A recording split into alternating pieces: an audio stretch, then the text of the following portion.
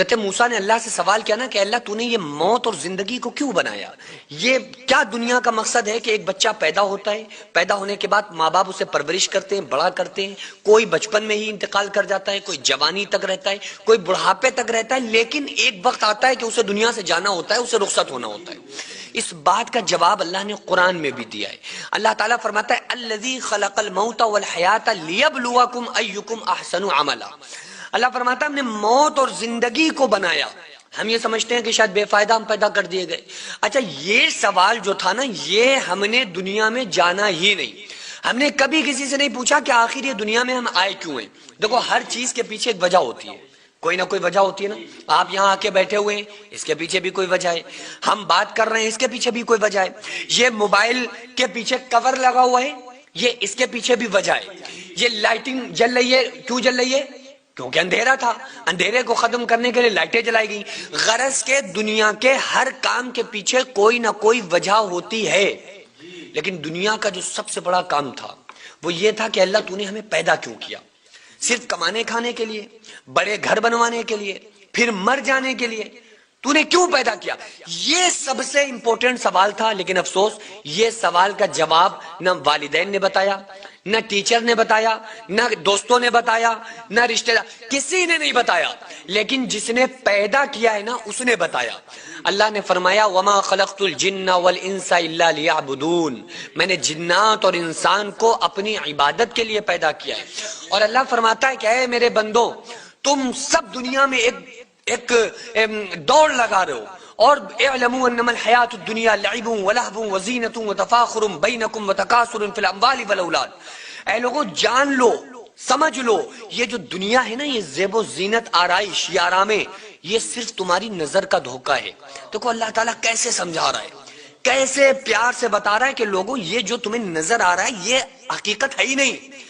اللہ نے قرآن میں مثال دے کر فرمایا کہ یہ دنیا جس کو تم دیکھتے ہو اور اس کو پانے کی خواب دیکھتے ہو اور اس کی طلب میں لگ جاتے ہو، یہ تو وہ دنیا ہے، ایسے ہے اللہ قرآن میں فرما رہا ہے جیسے تم سڑک پہ راستے میں چلتے ہو تو تمہیں روڈ پر دور تمہیں پانی نظر آتا ہے روڈ پر، لیکن جب تم روڈ کے بالکل قریب پہنچتے ہو نا آگے تو وہ پانی وہاں نہیں ہوتا، وہ پانی پھر اور دور ہو جاتا ہے۔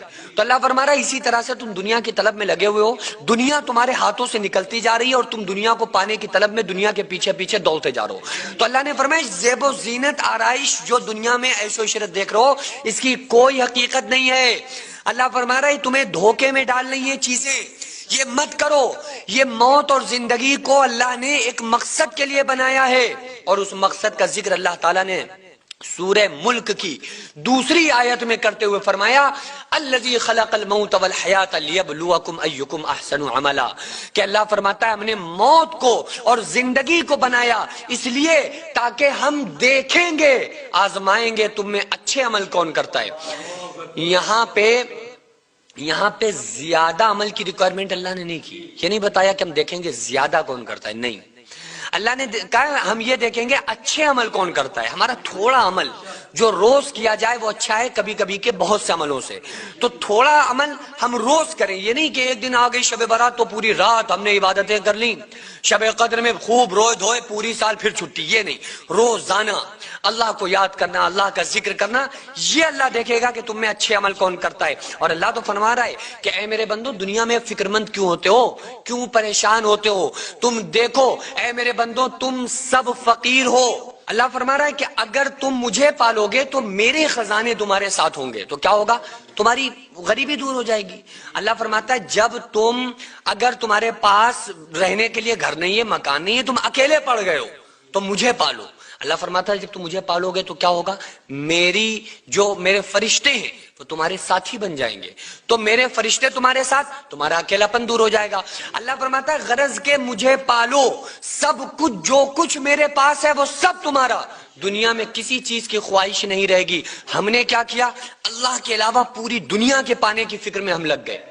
اچھا جس کو ہم آسانی سے پا سکتے ہیں، اللہ کو پانے میں کوئی محنت کرنا ہے؟ اللہ کو پانے کے لیے کوئی ہمیں بڑے بڑے کاروبار کرنے کی ضرورت ہے؟ نہیں بھائی، ایک آنسو کی ضرورت ہے، ایک زندگی میں سجدہ کر کے دیکھو اللہ کے سامنے کہ اللہ میں آیا ہوں تجھے منانے کے لیے، صرف تیرے سامنے تجھے پانے کے لیے۔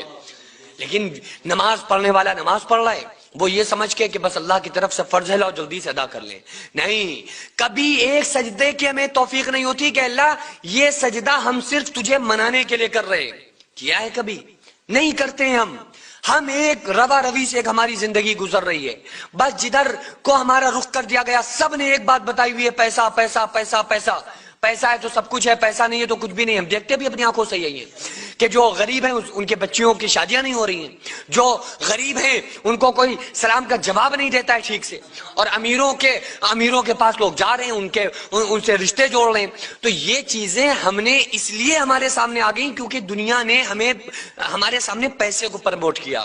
لیکن کبھی کسی بزرگ نے، اللہ والے نے پیسے کو کوئی ذرہ برابر بھی امپورٹنس دیے نہیں دیے۔ اللہ والوں نے تو دنیا کو چھوڑ دیا، ترک کر دیا۔ انہوں نے کیا کیا؟ اللہ کو پا لیا۔ جب انہوں نے اللہ کو پایا تو اللہ نے کیا کیا؟ اللہ فرماتا ہے کہ جب تم مجھے پالو گے تو میں پوری کائنات کو میں تمہارا غلام بنا دوں گا۔ پھر پوری کائنات غلامی میں آ جاتی ہے۔ اس لیے اللہ کو پاؤ۔ اللہ اسی کے لیے گلا کرتا ہے، یا ایھا الانسان، اے انسانوں۔ یہاں مومنوں کو نہیں کہا، یہ نہیں کہا کہ ایمان والوں نیکو، نہیں، اللہ فرما رہا ہے یا ایھا الانسان، اے انسانوں۔ جھوٹوں، سچوں، نیکوں، بروں، سب کو اللہ نے مخاطب کیا، یا ایھا الانسان، اے انسانوں، اے لوگوں، اے میرے بندوں، ما غرک بربک الکریم، تمہیں اپنے رب کریم کے بارے میں کس نے دھوکے میں ڈال دیا؟ اللہ سے دور ہو گئے، اللہ کو چھوڑ دیا۔ جاؤ اپنے رب کو پاؤ، اللہ کو پالو گے، اللہ کی طاقتیں تمہارے ساتھ ہوں گی، تمہاری کمزوری دور ہو جائے گی۔ اللہ کو پالو گے، اللہ کے خزانے آپ کے ساتھ ہوں گے، آپ کی غریبی دور ہو جائے گی۔ اللہ کو پالو گے، دنیا بھی اللہ کامیاب دنیا میں بھی بنائے گا اور آخرت میں بھی بڑے انعامات سے نوازے گا۔ وہ